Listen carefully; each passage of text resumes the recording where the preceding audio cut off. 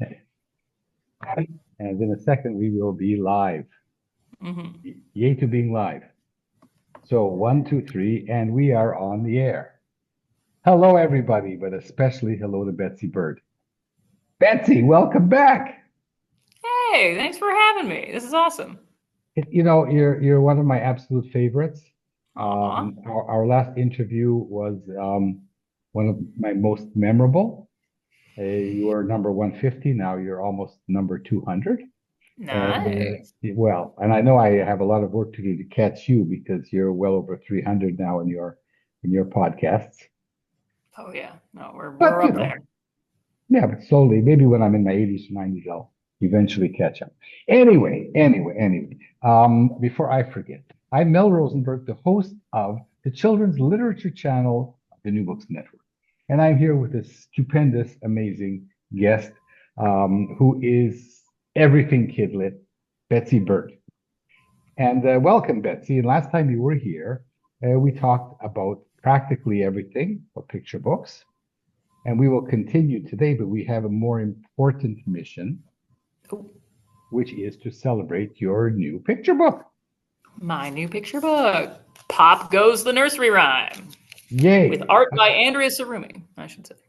Yes, absolutely. And a few words about the book and show us the pictures and the whatever you like, the jacket, Sure. the end papers, read to us. Um, It's got it all. It's got great end papers. It's got great case cover. Like underneath, there's like a hidden element. Oh, this is great. So this book came about when my kids were small, and I would read them nursery rhymes because I was trying to be a good mom. Good moms read nursery rhymes. Everyone knows nursery rhymes. It's a cultural thing we all sort of attach to. And I would read them, and I would get bored because they're the same every single time.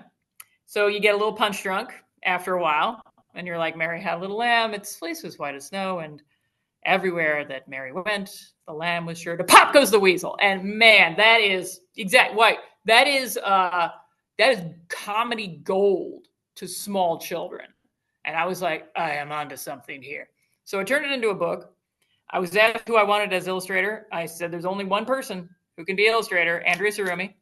one second, Uh, they asked you, I mean, that's because so you're royalty, Queen Elizabeth, Yeah, right? no, well, yeah, I have a bit of a privilege in these cases. So you're not supposed to choose your illustrator. In fact, it almost never happens. In my case, people will ask for suggestions, and who I suggest happens to become the illustrator. It almost every picture book I've done so far, that has been the case. Occasionally, I'm given cover artists that I don't ask for. That's interesting, but no. But in this case, I only wanted Andrea Tsurumi. Andrea Tsurumi had done a book called Accident, which I consider one of the greatest picture books of all time. And Andrea, better than anyone else, can do a cacophony of chaos like nobody. And I was like, this is the part they were born to play. So we got together. We wrote this book. It is, if I may so say myself, it is a hoot. It is fun. It has, and Andrea brought their particular touch to these rhymes, things that no one has ever done with nursery rhymes.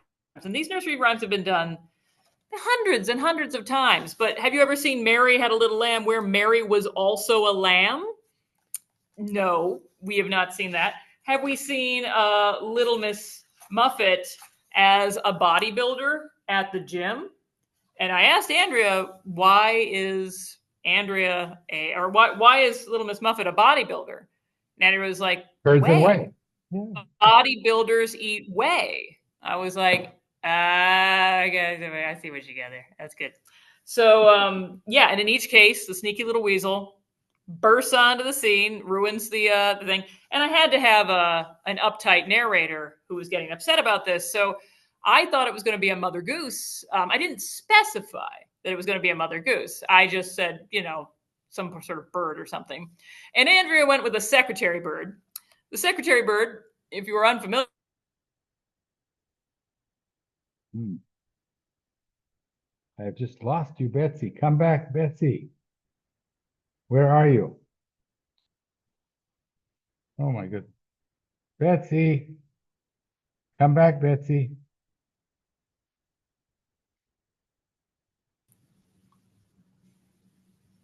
Betsy, your weasel just popped on me.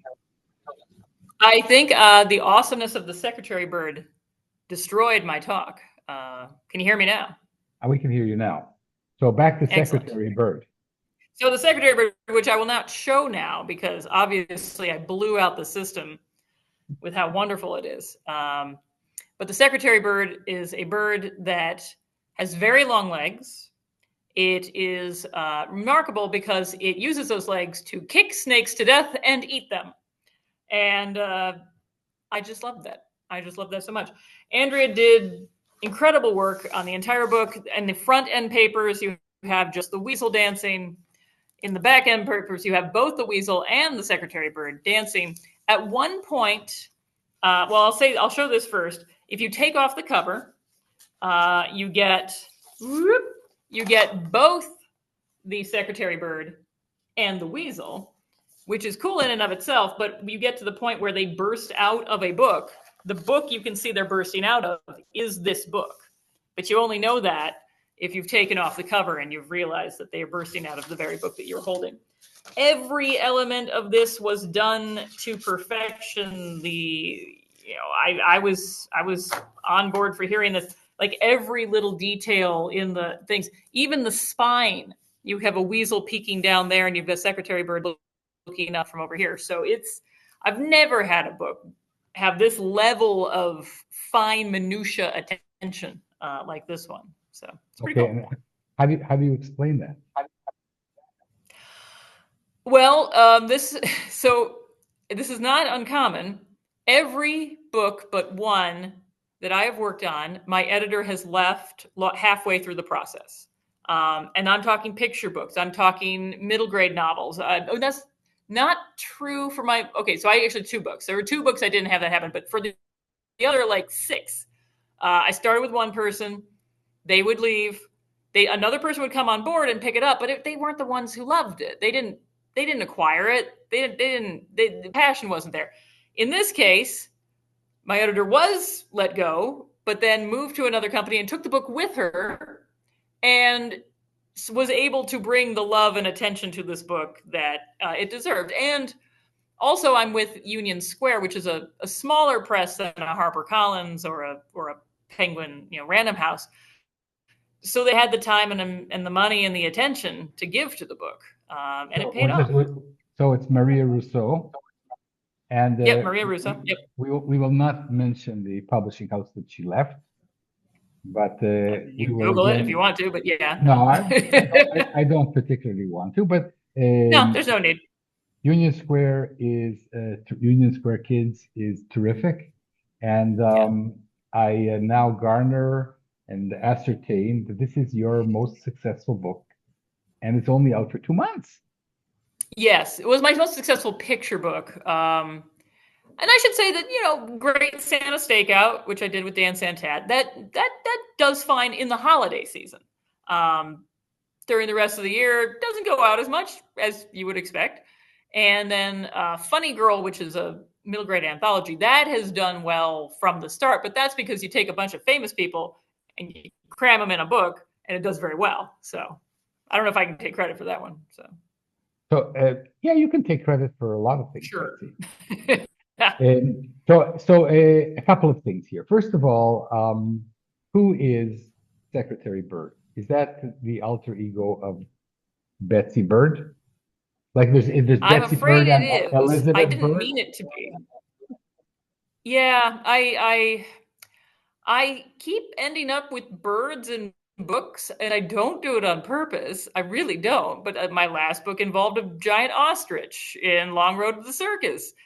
This one has an incredible secretary bird, which now I've learned all about. And a book that will be coming out in 2027 will be called, and I kid you not, Terrible, Terrible Birds by Betsy Bird. And that's about peregrine falcons. So I don't mean to, but it just sort of happens that I keep doing birds. Now, in the sequel to this book, which we are working on right now, Secretary Bird's job is revealed.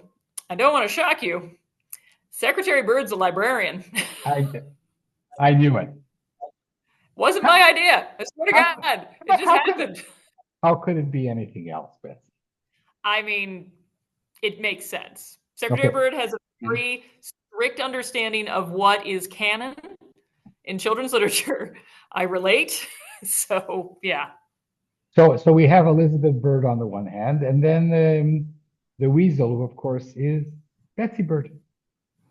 The weasel is, as Andrea, I think, put it, is ecstatic chaos, is the happy, that And, happy, that desire to upset the norm, I would yeah, say.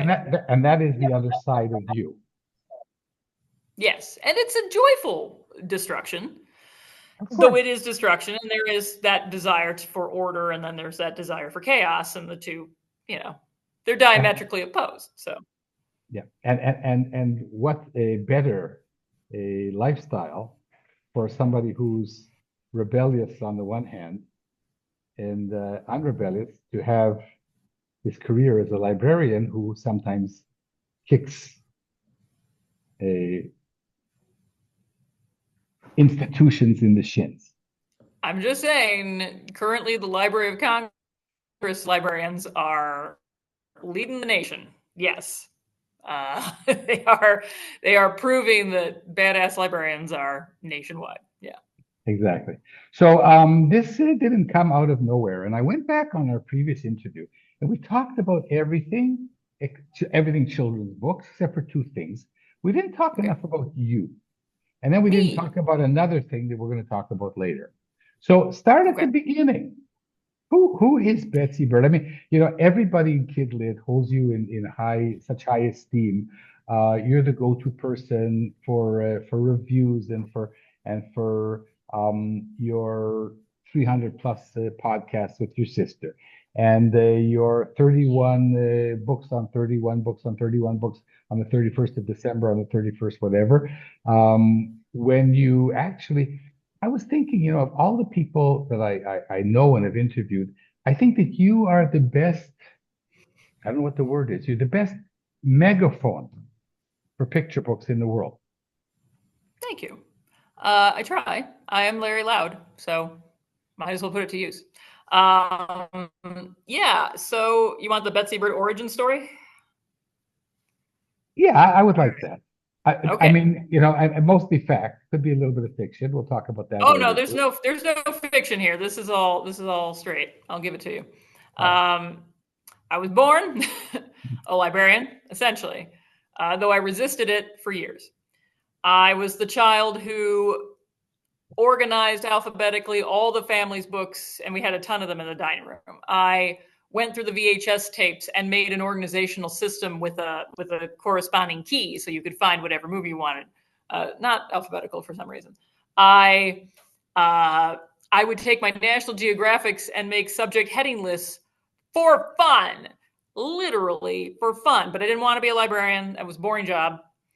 I wanted to be something cool, like a photographer. So I went to school, but I hedged my bets because that's me. So I got a double degree in both English and fine arts with a concentration in photography. Swiftly discovered that I'm not a particularly good photographer. Uh, why not? I couldn't tell you what an f-stop is to save my soul, and I learned many, many times. I don't have a I don't. I tried many types of photography. I tried photojournalism. I tried sports photography. I tried studio photography, portrait photography, architectural photography, fine arts. I don't have a good. I can tell what is a good photograph, but I can't necessarily take one.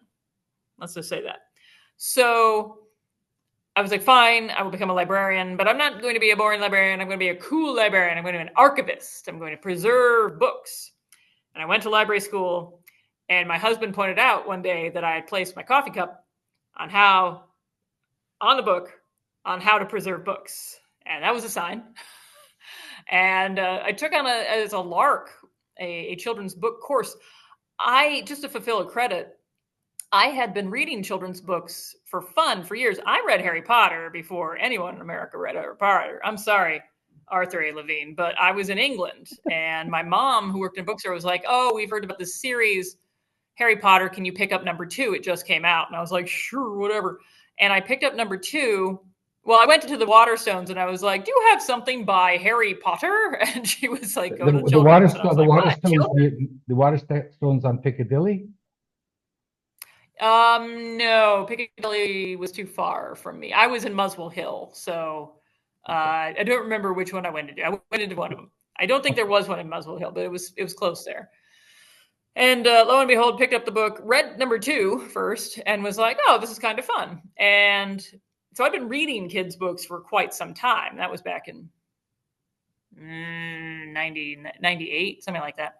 So when I took the kids' literature course, it was like lightning. I was like, and I was under the impression I didn't like children because I was in my 20s, and no 20-year-old woman who doesn't want to have kids yet thinks they like children.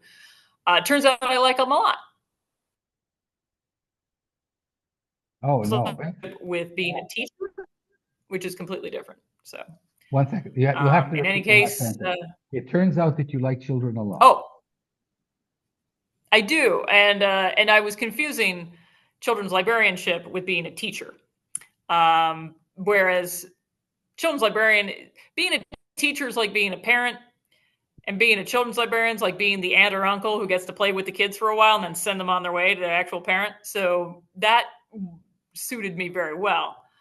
And so I got my degree and I specialized in children's. And then my husband had gotten into Columbia's film school in New York. And in Minnesota, they hold on to their jobs until they die. But there's a lot of turnover in New York. This was back in 2004. So I moved to New York City. They immediately put me in the best children's room in the entire system, which is the Jefferson Market branch, which I'm currently writing a book about. And I started there, and then I pretty soon ended up in the Central Children's Room. And then I ended up the youth material specialist buying all the children's books for New York City, which is, well, not New York City, for Manhattan, Staten Island, and the Bronx.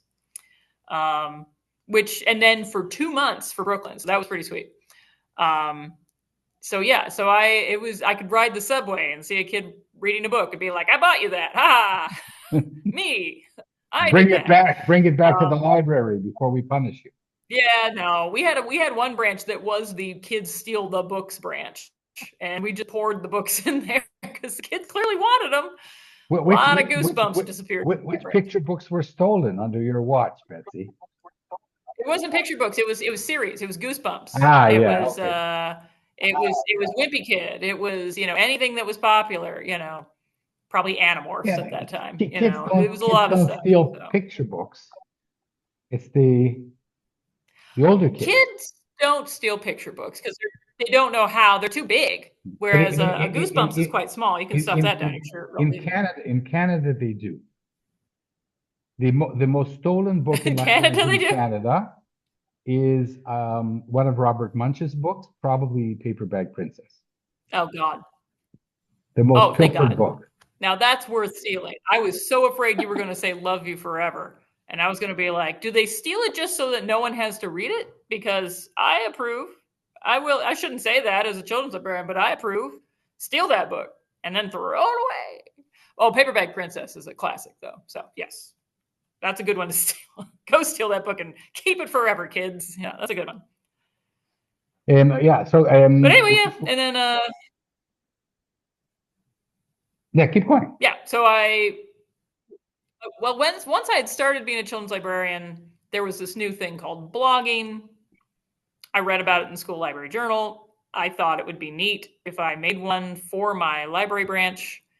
NYPL was freaked out and was like, "You can't blog for the branch. Like, we have to approve everything you say." And I was like, "Fine, I'll do my own." And not long there, because I was in New York, because I was with New York Public Library, because I was children's books, and that's the heart of the publishing industry is New York City. Then I started going to publisher previews and typing those out. Then I was like getting galleys before they were published, and I was writing reviews of those. And publishers were paying attention to that. They liked that. So School Library Journal bought the blog in 2006, I want to say, and maybe a little later, but not much. Maybe 2007. So you had and then I've been with them ever since. You had an early internet access. I did, and I am one of the few bloggers standing to this day. Not that I'm not on Substack, of course I am, but I use Substack to lead people to the blog. So, I adapt. But yeah, the blog was. And you collaborate with your sister. Yeah. Well, that came later. I did create at the very beginning of podcasting, I created a children's literature podcast, and then I realized how much work it was. Also, I didn't have guests. And I wasn't getting paid for it, and it wasn't worth it. So I stopped. When I moved to Evanston, Illinois, about 10 years ago, and then my sister moved here as well. Well, she moved to Chicago. I realized she had very few hobbies and a lot of free time. And she didn't know anything about kids' books. And I was like, I think I have an idea for a podcast. And so that's how Fuse 8 and Gate started. Yeah. Fantastic. Okay, now I want to take you back because, I have this theory, Betsy. I have lots of theories. That those of us who have a soft spot for picture books are actually 5-year-olds. Are you a 5-year-old? Absolutely. If you put a piece of cake on this table, and I know it's not, I haven't had my lunch yet, and I know I should not, I will eat that cake. I'm going to eat that cake. There's a piece of cake right there. Wild dogs could come in at any moment and steal that cake. I am going to eat that cake. No, I'm 5. It's tricky though, because I'm a gatekeeper, and a gatekeeper is the opposite of a 5-year-old. The gatekeeper is the one saying, no, 5-year-old, only the best for you. Mm-hmm. Put down that. Well, I wouldn't say Dogman. Dogman's actually excellent. What's an example of like put down that adaptation of a Bluey episode. Bluey's great, but adaptations of Bluey are not real books. Put that down. Read this actual picture book. But I have to be careful because at the same time, you don't want to read a book just as an adult. Like, oh, it's so witty. Oh, look, it made a reference to Crazy Cat. You have to actually have something that a kid would enjoy. And therein lies the rub of finding the books that are quality, well-written, and actually kid-friendly. And the kid-friendly is the one that puts the kibosh often on some of the great books out there. So particularly nonfiction. We're not going to go to nonfiction today, unless you provoke me. No, that's a whole different topic. You just provoked me, but maybe we'll leave that for another day. Because we're celebrating Betsy Bird and her new book. And I'm trying to think, you see a book like this, and you say, well, why wasn't a book like that written?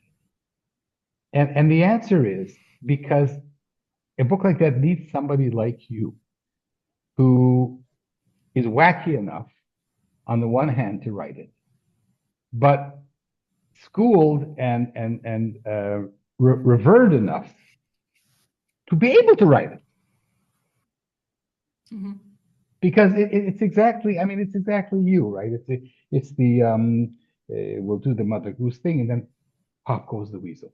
It's wacky. That's the word. It's a wacky book. And most authors cannot write wacky books because they do not feel, this is me pontificating. I shouldn't be pontificating because now you have the Pope, you have a local Pope, and I'm Jewish, so why am I pontificating? But if I were pontificating, I would say that you have the license to write wacky books. And this is a wacky book about a wacky book, where you have, the growing up and the kid. And I'm paraphrasing the song. Kids just want to have fun. Mm-hmm. And I think that's what makes this book so incredibly simple and special and hilarious. Well, and it's interesting because I've get to see how other people read it. So I have a coworker, Ryan Wilson. He is one of the great children's librarians of the nation, I will say. And he will do this book regularly. He learned he can't do this book at the beginning of story time, because if he does, then the kids will yell pop for the rest of the story time at every other book he does. So that's a big compliment right there. But he's got different techniques. He's got different voices. He gives the weasel a weird little giggle that I have never done. You know, it's interesting. But also, this is my first book in many ways. It is a group read aloud book. Because picture books can be lapsets, or they can be group read alouds, or they can be both. But, and this hopefully is both, but you know, I've had picture books that I've read aloud to groups, and I had to add a lot of myself to keep the kids interested. I don't have to add much to this one. The book does it itself. I've learned that you can do it with babies and preschoolers. I know this because I did a bookstore appearance recently where I had a preschooler and a baby, and that was the only audience. It was a brand new bookstore, and they were entranced. They then asked me to read another book, which I attempted, which was not my own. And then they immediately, like, the baby crawled away and the toddler walked off. And I was like, okay, well, that's a good compliment to my book. Thank you. You didn't do that when I was doing it. But, Well, and then I've read it to kindergartners. Here's the thing, Betsy. Here's the thing. I interviewed several librarians, Louise Leroux from the New York Library, and the librarians talk about the need for books that are group readers, that are fun, with the librarian sitting in front of a bunch of kids, restless kids. And when I was reading this, I thought this is like the perfect, answer for this plea. We want a book that is funny, hilarious, and works with a young audience. And I'm going to segue now to the other thing we didn't talk much about, which is theater. Should children's books be theater? Are they theater? Yeah. They are if they're read alouds to groups, I'll say. A lapset book doesn't have to be what's that? But I'm gonna argue. I haven't argued with you today, which is out of character. You can go and pop goes the weasel in the middle of this, but I think that every read aloud book is theater. Well, yeah, I would agree, but I would not say every read aloud book is a group read aloud book. I would say the lapset book is different. The one-on-one book. Now, you talk about theater. I'm a children's librarian, right? So when I read a book in front of a group, I was a very quiet person before I became a children's librarian. You keep saying that. You were a quiet person. I was silent as a grave. But I had to do story times, and it changed my entire personality. Because, like I like to say, a toddler is not going to be bored by your reading of your story time and then turn to the toddler next to them and say, wait, let's see where this is going. They don't have the patience. If they're bored, they're gone. Or they will tell you, they will scream, they will shout, they will leave. They will leave. They will leave. They will check out. So you have to keep them engaged from the moment you're there to the moment you leave, which you can do with a complex use of theater. With singing, with dancing, with movement, then with reading, but the reading has to be theatrical. Absolutely. I would completely agree. And not every book can do that. I mean, I learned the hard way that Horton Hatches the Egg is the longest picture book ever written. Moby Dick's got nothing on that book. It is long and impossible to read to a group, but I remembered it when I was a kid, and I was like, I loved that book as a kid. And it's like, no. You loved it because your mom read it as a kid. Now, you could argue it is theater because it's rhyming, and you have to have the scansion going correctly. But, I don't know. I'll have to think about this one. It's an interesting theory that every book is theater to a certain extent. But yeah, I guess you could make a case for it. I would say film.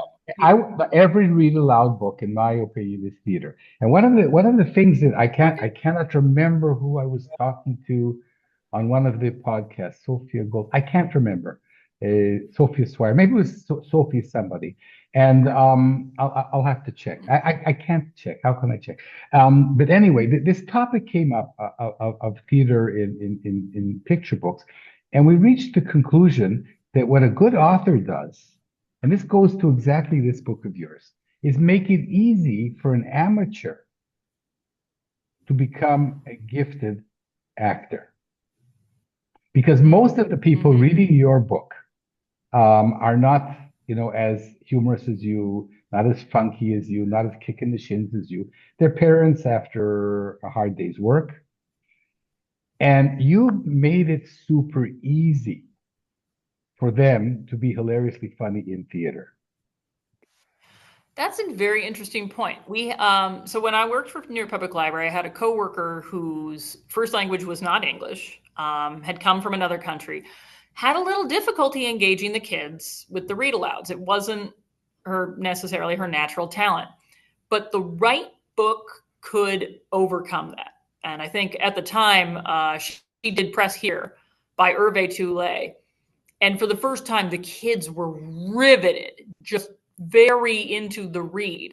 And it sort of taught me that, yeah, if you have to come to the picture book and give it your all as a performer and to make the book work, that is not as useful as a book that can take anyone and turn them into, a five-ring circus, by simply reading the book. It's by doing with the book. So this book. Yeah, that's what I think you're doing here. Yeah. So with this book, we're doing a lot with page turns. There is a whole sequence this is related. There is an app called Novel Effect that can make background soundtracks for any picture book, if it's in their library, that you read. They don't have the book there. You bring the book, and then it picks up on where you are in the book, and it will give background music, sound effects. So I had heard about this from Josh Funk, who's another picture book creator, and I contacted them and I said, hey, I've got this book coming out. Would you do it? They cast someone to be the weasel, and I had input on who was the weasel voice and who was the Secretary Bird voice. The music is incredible. Like there's a Jack and Jill kind of like surfing sequence. They had like a da-na-na-na-na-na-na. They had for the Little Miss Muffet in the gym, it's suddenly this 80s Jane Fonda like workout beat behind everything. And then when it does, there's a sequence where it's one, two, buckle my shoe, and the Secretary Bird is freaking out because there's going to be a weasel at some point. The music is simply da-da. And is marvelous, but it lends itself to the book because the book already has it in there. I have tried doing that in a read aloud story time. It kind of worked, but I don't need it. I can just do it. But it is fun. That's another way of the page turns. Teachers love it. It's good for another teachers. indication that you've written it for children's theater. You have the suspense. Well, and the page turn is so important. Mm-hmm. Yeah. Betsy, like the page turn when you're writing a book. Read to us the way you read to a group of kids in your library. Okay, so I'll skip the first one. It's just the setup of Pop Goes the Weasel. But, it would be like, okay, so Mary had a little lamb. Its fleece was white as snow. And everywhere that Mary went, the lamb was sure to Pop Goes the Weasel. Or you can have him sing it too. That also works. Wait, what? I'm sorry, that is not how that nursery rhyme goes. Let's try again. And then you do, Jack and Jill went up the hill to fetch a pail of water. Jack fell down and broke his crown, and Jill went, Pop Goes the Weasel. Oh my gosh, the kids. Now, depending on their age, if they're very little, they can't necessarily predict that this is now a trend. If they're kindergartners, if they're preschoolers, if they're even like first or second grade, now they've gotten it. Now they realize what is going on here, and they are looking forward to it. And they will sing and they will scream out, Pop Goes the Weasel with me. Until the moment when the weasel stops appearing. And then they're all like, but then I have a sequence where the Secretary Bird thinks the weasel has gone away and is like, really? No weasel? It's just gone? Well, that's a relief. For a minute there, I thought, and then like you just turn the page real slow, and I do a whoop, but my coworker Brian does a which is also good. And then of course, inevitably is the biggest of all the Pop Goes the Weasels, the magnificent pop that breaks the book. And but yeah, it's the page turns, the whole part of it. But I knew I needed an Andrea who would understand this book to make it work. So She's illustrated fantastic books. We have to have her on the show. yeah, they go by they them, just so you know. Yeah, non-binary. But yeah, they're amazing. Yeah, they are amazing. I'm going to practice that for my interview with them. Yeah. Oh no, I think they'd be a great interview. They have great thoughts on these things, and their books. As I say, if you can get your hands on Accident, the first one they created, it has a librarian owl that was for years my avatar on Gmail, and I think is Andrea's avatar now. So there you go. So the last thing we're going to talk about today, while we're celebrating the books, is categories. So I don't know who to ask, Elizabeth or Betsy. Maybe I should ask both of them.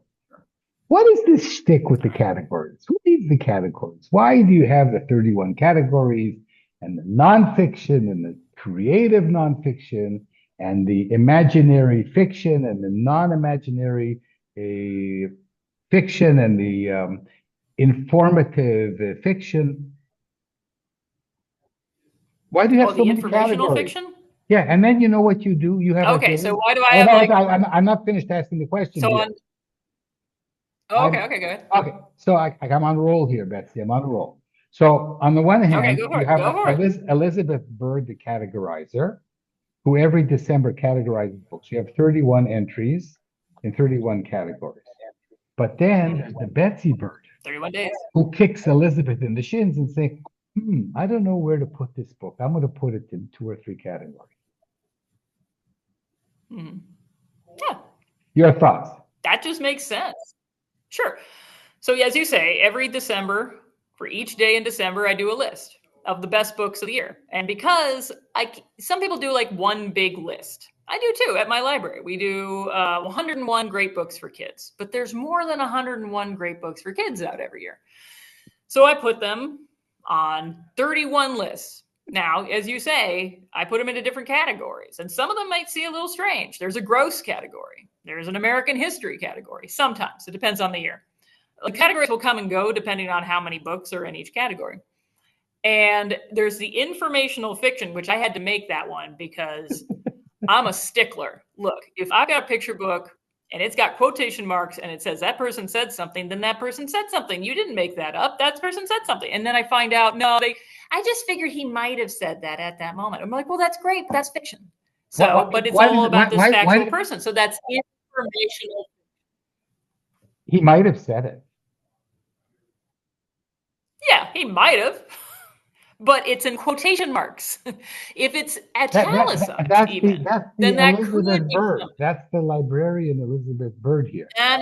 Well, maybe it is, but both Betsy stands by this one because no, I'm sorry. You can make a factual book that's interesting to kids without making stuff up. If you're making stuff up, that's fine, but you're fiction at that point. Fiction, because fiction people are creative writing people. And they get so bogged down with like, what even is a fact? Betsy, I'm sorry, in this day and age, with all the fake facts out there, you don't think we need to be teaching kids what is and is not true? I'm pulling your wing a little bit here. Yeah, but it's making me like, oh man. I would never write a book about a real person and quote him or her or them as saying things that they didn't actually say. It happens all the time. But you know who's to blame. But the author is not to blame. Oh, the author's not to blame for making up stuff? The editor is. And claiming that they said those things with quotation marks? That's not the author's fault? Whose fault is that? whoever's fact checking. It just happened? That book just appeared out of the sky and it suddenly had fake quotation marks in it? I don't think so. But No. we have the gatekeepers who are supposed to fact check these books. Yeah, and they don't, because librarians don't fact check them before publication. Editors do. And editors went to creative writing programs. So there you go. There you go. It's less of a problem now than it used to be, I should say. Now It used to be every other book. Now that I've got you going, Betsy, and because I'll give a whole speech about this one. Yeah, I no. know, and because Anyway, I love but I interviewing do you. different categories. Yeah. But okay, so on the other side, each book does not fit into one category. I mean, this book would be on the funny books category, but it's also on the read aloud category. It has rhymes in it, so maybe it's in the rhyming category. Now, the problem with that is that books that transcend category. Oh, I lost you for a second. So I'm going to recite. Betsy's back. Betsy's coming back. Betsy, come back, Betsy. Betsy Bird, come back to the interview. Talking again. I'm sorry. I'm sorry I got you going on the quotations. You got me too worked up. Okay. Don't leave me. Ne me quitte pas. Okay. Je ne quitte or whatever. Yeah. So my high school French. So as I'm saying, books, the problem with my list is books that transcend categories, that are in more than one, means that they get mentioned more, which means they get more attention. Now, there are some excellent books that will only end up on maybe one of my lists, the best picture books of the Lear list, which is the last one I do, but they weren't great read alouds. They didn't rhyme. They aren't about American history. And so those poor books only get mentioned once, even though I consider them one of the best of the year. There's a book out this year by Brian Floca and with art by Sidney Smith, Inside the Storm, I want to say it's called. Unfortunately, it's got one of those artsy names. It's great, fantastic. I can't put it on any list. I want to make a suggestion for you, Betsy. Mm-hmm. I mean, I know that 32 days has not December, but 31, but sure. Well, I'm suggesting that with the 30-second list. Oh. So we're going to have to invent a new day. But I can't go into January 1st because that's when the hammer falls, and I never discuss the book from the past again. No, I know, but it could be on December 32nd. And the category the category that I'm going to suggest is the uncategory category. Mm-hmm. And maybe you could have it on December. You could have it on December 17th. That don't fit into any category. And it could be like I do have a fair number of those, actually. The happy good books. Yeah, like Lewis Carroll and the very happy unbirthday to you. And then yeah, actually, that's a legit suggestion because I have books that are good. Yeah. They're not the best of the year, but I liked them, but they aren't any category, so they just get completely forgotten. That's not a bad idea. I should do an uncategory category. Yes. And it does mean I have to kick someone else out.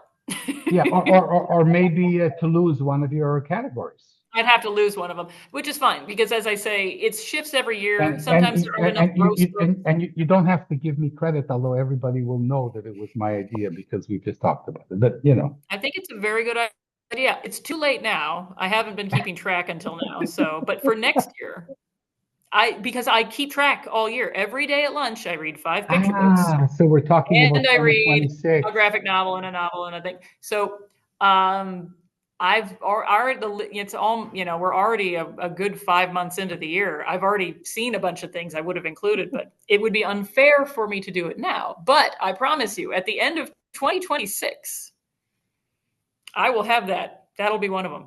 Okay. I like the idea a lot. I will be looking, Betsy. I will be looking. So, listen, we've gone on for 45 minutes. Actually 44. We had some stoppage time with the internet. Sorry.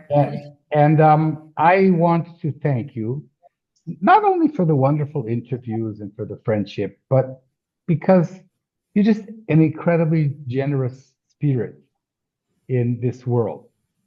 Thank you. And you're so frank and you're so forthcoming and so generous.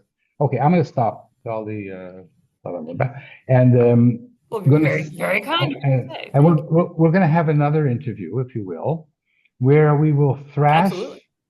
thrash out this thing that's bothering me, which is this fiction, nonfiction, false dichotomy. Yeah. I'll have my knives. I've been fighting this fight for years, and I'm doing very well. I'm to the point where we almost don't have Until big you dialogue met me, anymore. honey. Until you met me. Yeah, well, I'll be ready for it. Okay, I'm sure you will. Listen, so everybody, run out and buy Betsy Bird's hilarious. It's already highly successful. Pop Goes the Nursery Rhyme. It's fun. It's engaging. It's hilarious. It's wacky. The illustrations are marvelous, and you will be contributing to Betsy Bird's future nest egg. There you That was go. that was a pun if I ever made one up. Okay, That dear. was good. I like that. That was Yeah, I good. thought I'm gonna stop now. Yeah, you're quit while you're So ahead. That's awesome. yeah, so Betsy, we are going to say goodbye to everybody. Please come back in, and we'll just do our little tete-a-tete. And thank you, wonderful Betsy Bird. Congratulations on your new book, which was just published 2 months ago by Union Square Kids. And I am Mel Rosenberg, the chair. What am I? I keep saying I'm the chairman. I'm not the chairman of anything. What am I? I'm the host. I'm the host of the Children's Literature Channel of the New Books Network. And thank you for being here. Betsy, thanks a lot. Go out and come back, and everybody else run out and buy Betsy's books. Bye bye.